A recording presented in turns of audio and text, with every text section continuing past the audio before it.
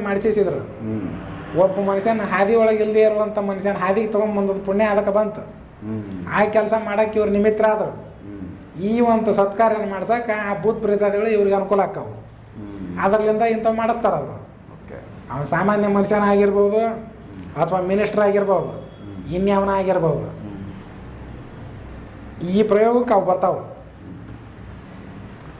ಅಂಥವೆಲ್ಲ ಮಾಡಿದಾಗ ಇವಾಗ ಪುಣ್ಯ ಜಮಾ ಆಕತ್ತೆ.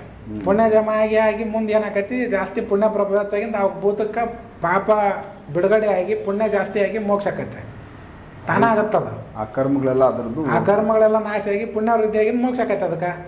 ಮತ್ತು ಅದ್ರಾಗ ಒಂದು ಸ್ವಲ್ಪ ಪುಣ್ಯ ಇವ್ರಿಗೆ ಬರುತ್ತಾ, ಯಾರಿಗೆ ಈಗ ನಮ್ಮಂತರ ಮಾಡಿಸಿರ್ತಾರಲ್ಲ ಇವ್ರಿಗೆ ಬರ್ತದ ಅವ್ರಿಗೂ ಪುಣ್ಯ. ಯಾಕಂದ್ರೆ ಆ ಮನುಷ್ಯ ದಿಕ್ಕು ದೇಶ ಇಲ್ದ ದಾರಿ ತಪ್ಪಂಟ ಒಂದು ದಾರಿಗೆ ತಂದ್ರಿಲ್ಲ.